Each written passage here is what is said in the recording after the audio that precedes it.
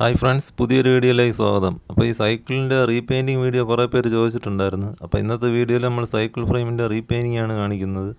അപ്പോൾ ഇത് പലരും പല മെത്തേഡിലാണ് ചെയ്യുന്നത്. അപ്പോൾ ഞാൻ ഉപയോഗിക്കുന്ന മെത്തേഡാണ് ഇവിടെ കാണിക്കാൻ പോകുന്നത്. അപ്പോൾ ഇനി നമുക്ക് വീഡിയോയിലോട്ട് പോകാം.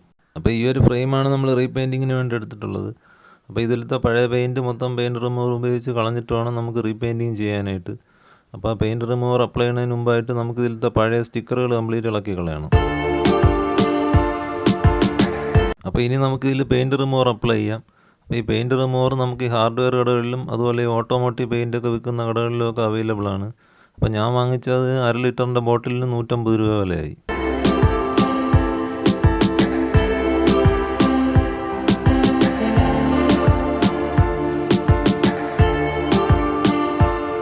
അപ്പോൾ നമ്മൾ ഫ്രെയിമിൽ ഫുള്ളായിട്ട് പെയിൻറ്റ് റിമൂവർ അപ്ലൈ ചെയ്തതിന് ശേഷം ഒരു 10-20 മിനിറ്റ് വെയിറ്റ് ചെയ്യണം.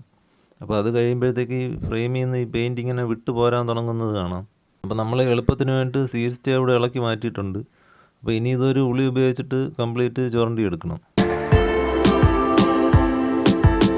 അപ്പോൾ ഇതിലിനിയും കുറച്ച് പെയിൻറ്റും കൂടെ പോകാൻ ബാക്കിയുണ്ട്. അപ്പോൾ അതുകൊണ്ട് നമുക്ക് ഒരു പ്രാവശ്യം കൂടി പെയിൻറ്റ് റിമൂവർ അപ്ലൈ ചെയ്തിട്ട് ബാക്കി പെയിൻറ്റും കൂടെ ഇളക്കി കളയാം.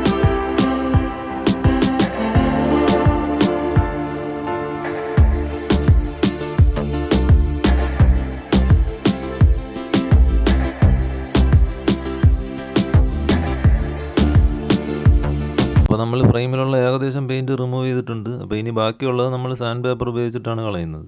അപ്പോൾ ഇങ്ങനെ ചെയ്യുന്നതുകൊണ്ട് നമുക്ക് ഫ്രെയിമിലെ തുരുമ്പും പോയി കിട്ടും, അതുപോലെ ഫ്രെയിം നല്ല സ്മൂത്തായി കിട്ടുകയും ചെയ്യും.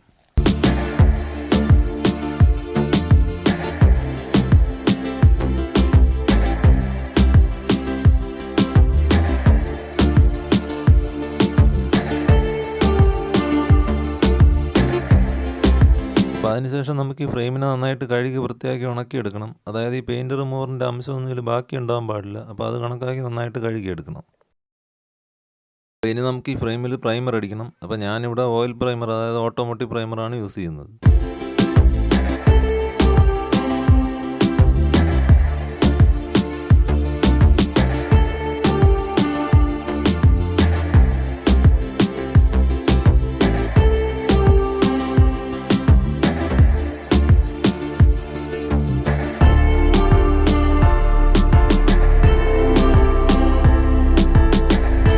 അപ്പോൾ പ്രൈമറൊക്കെ നന്നായിട്ട് ഉണങ്ങി കിട്ടിയിട്ടുണ്ട്. അപ്പോൾ ഇനി നമുക്കിതിൽ ചെറിയ കുഴിയൊക്കെ ഉള്ള ഭാഗങ്ങളിൽ NC പുട്ടി അപ്ലൈ ചെയ്തിട്ട് ഇതിനെ ലെവൽ ചെയ്തെടുക്കണം.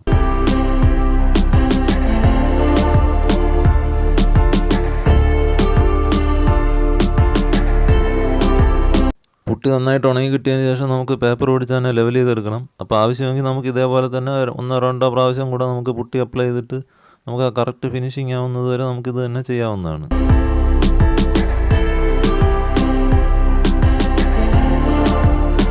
അപ്പോൾ ഇനി നമുക്ക് ഈ ഫ്രെയിമിനെ ഫുള്ളായിട്ടൊന്ന് പേപ്പർ പിടിച്ചെടുക്കണം. അപ്പോൾ നമ്മൾ ബ്രഷ് വെച്ച് പ്രൈമർ അടിച്ചത് കാരണം നമുക്ക് ആ ബ്രഷിൻ്റെ ലൈൻസൊക്കെ നന്നായിട്ട് പോകുന്നത് വരെ നമുക്ക് നന്നായിട്ട് പേപ്പർ പിടിക്കേണ്ടി വരും.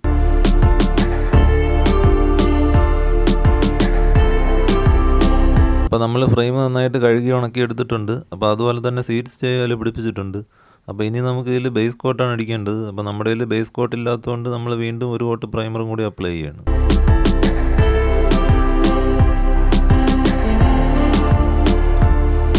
അപ്പോൾ പ്രൈമർ നന്നായിട്ട് ഉണങ്ങി കിട്ടിയതിന് ശേഷം നമുക്ക് വീണ്ടും ഇതിൽ പേപ്പർ പിടിക്കണം. അപ്പോൾ ഈ പേപ്പർ പിടിക്കുന്ന സമയത്ത് ഈ ബ്രഷിൻ്റെ ലൈൻസൊക്കെ മാക്സിമം പോകുന്ന രീതിയിൽ വേണം ചെയ്യാനായിട്ട്.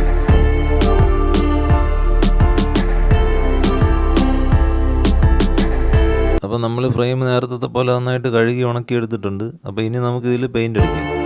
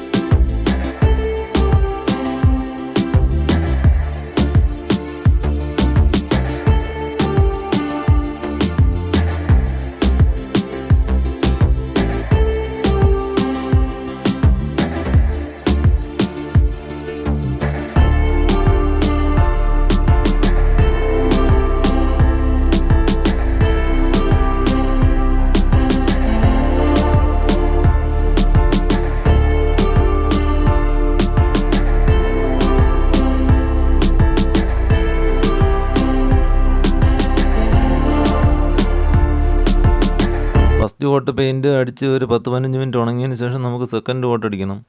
അപ്പോൾ ഈ ത്രെഡ് വരുന്ന ഭാഗങ്ങളിൽ പെയിൻറ്റ് കയറാതെ അടച്ചു വയ്ക്കുന്നത് നല്ലതായിരിക്കും. അപ്പോൾ ആദ്യം ചെയ്തപ്പോൾ നമ്മളത് വിട്ടുപോയായിരുന്നു.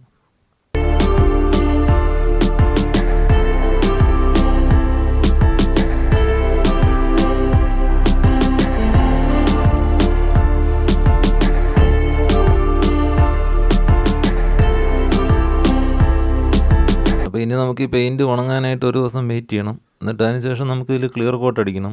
അപ്പോൾ ഈ ക്ലിയർ കോട്ട് നമ്മൾ നേരത്തെ ചെയ്തതുപോലെ തന്നെ 2-3 കോട്ട് അടിക്കാവുന്നതാണ്. അപ്പോൾ ഈ ക്ലിയർ കോട്ട് അടിക്കണമെന്ന് നിർബന്ധമൊന്നുമില്ല. അത് അടിച്ചു കഴിഞ്ഞാൽ നമുക്ക് പെയിൻറ്റിന് കുറച്ചും കൂടെ തിളക്കം കിട്ടുമെന്നുള്ളതേ ഉള്ളൂ.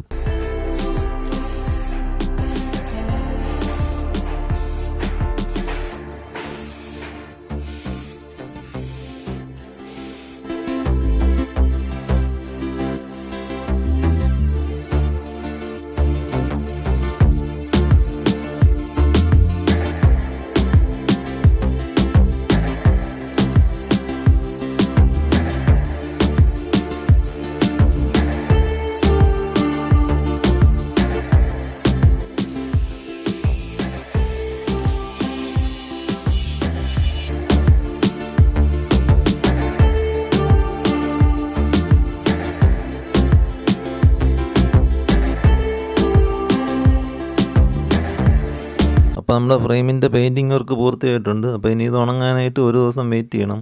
അപ്പോൾ ഈ ക്ലിയർ കോട്ടിന് പൊതുവേ ഡ്രൈയിങ് ടൈം കൂടുതലാണ്. അപ്പോൾ അതുകൊണ്ട് അത് നന്നായിട്ട് ഉണങ്ങിയതിന് ശേഷം മാത്രമേ ഫ്രെയിം യൂസ് ചെയ്യാവൂ. അപ്പോൾ അതുപോലെ തന്നെ ക്ലിയർ കോട്ട് അടിക്കുന്ന സമയത്ത് കുറച്ച് ഡള്ളായിട്ട് തോന്നുമെങ്കിലും അത് ഉണങ്ങി വരുന്നതനുസരിച്ച് തിളക്കം കൂടി വരുന്നതായിട്ടും കാണാം.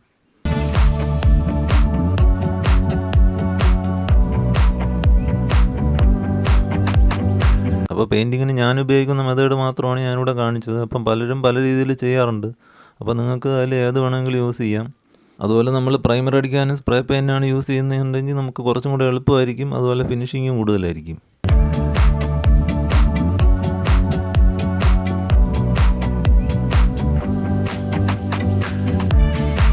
അപ്പോൾ ഈ വീഡിയോ എല്ലാവർക്കും ഇഷ്ടമായെന്ന് വിചാരിക്കുന്നു. അപ്പോൾ ഇഷ്ടമായെങ്കിൽ ലൈക്ക് ചെയ്യുക, ഷെയർ ചെയ്യുക. അതുപോലെ ഇതുപോലത്തെ വീഡിയോസ് കാണുന്നതിന് വേണ്ടി ഈ ചാനൽ സബ്സ്ക്രൈബ് ചെയ്യുക. അപ്പോൾ വീഡിയോ കണ്ട എല്ലാവർക്കും നന്ദി. നമുക്കിനി അടുത്ത വീഡിയോ കാണാം.